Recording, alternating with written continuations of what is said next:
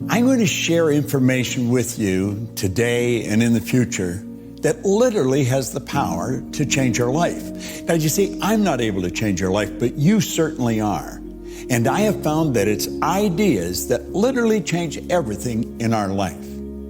Many, many years ago, I'm going back over 50 years ago, I was fortunate enough to be handed a book, Think and Grow Rich. But along with the book, the man that gave it to me gave me specific directions on how to use it. I guess today you'd have called him my coach or my mentor. He was just actually a real good friend that was able to see something in me that I couldn't see in myself. Now, up to that time, I had gone down every road you could think of, but none of them led to a good end. I was on the wrong road. And my life was just dull. I couldn't earn any money. I wasn't particularly happy. I never got a good job. I had no formal education, a couple of months high school, and I had no actual business experience. But you know, by following this man's direction, oh, by the way, he said, if you do exactly what I tell you, until you find out that I'm lying to you or I don't know what I'm talking about, you're going to end up a big winner. Now, he said, I don't lie, and I do know what I'm talking about. I wouldn't even want to guess the number of people I've said that to over the past 40-some years. But at any rate, I started to follow his direction. I went from 4,000 to 175,000 in a year, and then I took it over 1 million. Now, you may be wondering what I was doing. I was cleaning floors. I started to clean one office. I got $30 a month for washing the floor twice.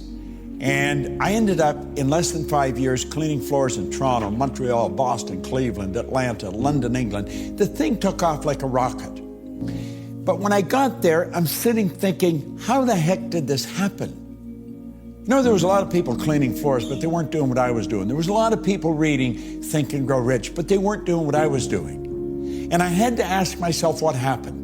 I had been raised to believe, probably much the same as you, that if you're going to earn a lot of money, you got to be really smart. I knew I wasn't very smart, but I was earning a lot of money. So I started looking and I started searching. It took me 9 years and I finally got the dots to connect. And when I got the dots to connect and I figured out why I changed, I realized I had discovered something very, very valuable. Do you know this may sound odd, but it's true. You can go into the largest companies in the world, and they all have stars, but relatively few of them can tell you why they're stars. They don't know why they're stars. Find the top salesperson in any organization. 99 out of 100 of them cannot tell you why they're the top salespeople. You see, if they knew, or if the company knew, the company cannot give it everybody. Well, I knew why I was winning. Now, mind you, it took me 9 years to figure it out. I studied with some of the most brilliant people in the world. And when I got it figured out, all I wanted to do was share it. I wanted everybody to know it. It was such a simple thing, and it was such a phenomenal discovery for me. But I had a problem. I was shy. I was very quiet, and I was withdrawn. I mean, I wouldn't ask a question in front of 4 or 5 people. Sometimes I wouldn't ask a question anywhere because I was so insecure in that area. Very knowledgeable in one area, but very insecure. And one day I was standing in the back of the ballroom at the O'Hare Hyatt Hotel, and there were 1,000 people in the audience, and they were broken into 2 banks, 500 here, 500 here, with an aisle down the center. Bill Gove was the speaker. Now, Bill's gone now, God bless him, but he was considered the Frank Sinatra of speakers. I mean, he was the best in the world. And I was watching him. And he had a handheld mic, and he was on the front corner of the group on the right-hand side of the ballroom. And he's saying, if I want to be free, I've got to be me. Not the me I think you think I should be. Not the me I think my wife thinks I should be. Not the me I think my kids think I should be. If I want to be free, I've got to be me. Now, he said, I better know who me is. Now, I'm standing in the back of the room watching him, and I was thinking, if I could only do that, I wanted to share this information so much, but I was shy. Now, let me digress for a second. I had listened to Earl Nightingale for years. I burned Earl's messages into my mind. The first recording in a great series of recordings that lead the field program, the first recording was on the magic word, and it was attitude. And at one point in the record, he said, now, right here we come to a rather strange fact. We tend to minimize the things we can do, the goals we can accomplish, and for some equally strange reason, we think other people can accomplish things that we cannot. He said, I want you to understand that's not true. You've got deep reservoirs of talent and ability within you. Now, if you asked me if I understood that, I'd say, of course I understand it. I listened to that. I'll bet I had listened to that at least 1,000 times in the 9 years that I was searching for why was I winning. And if you'd asked me, I'd have said, yeah, I understood it. I didn't understand it at all.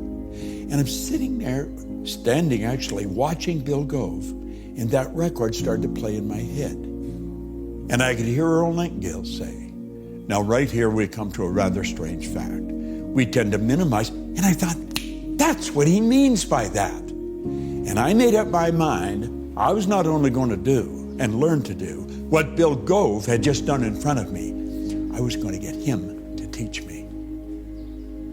And I did. And Bill Gove and I became great friends. In fact, the last speech Bill Gove made was for my company.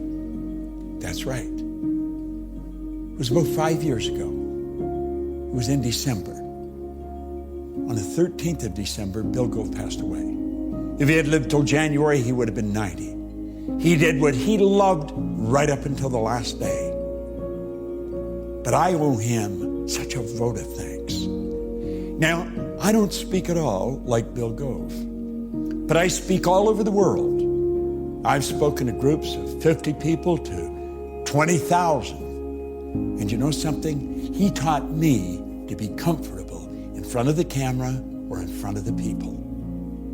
And he said, Bob, if you want to be effective, just think of the people you're talking to. Just fall in love with the idea of helping them.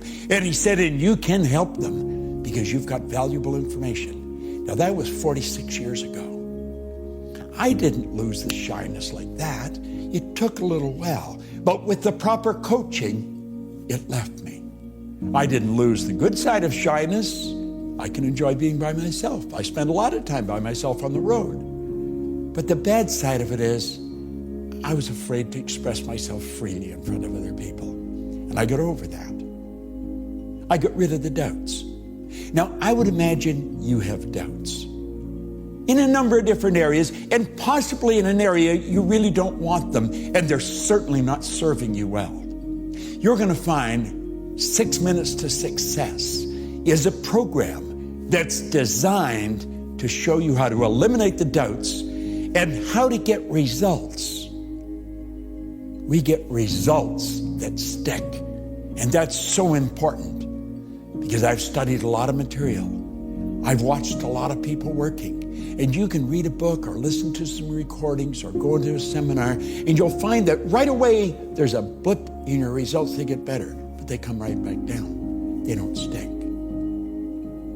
Here in our company, in the Proctor Gallagher Institute, we deal with results that stick. And you're going to love this because we give you phenomenal information. Now, the one point that I want you to burn into your mind right now, and it may be totally illogical at first, watch this over and over and over and over again. It's the repetition that fixes it in your mind. And when it's fixed in your mind, baby, you got it. And you know you've got it. We're going to give you results that stick.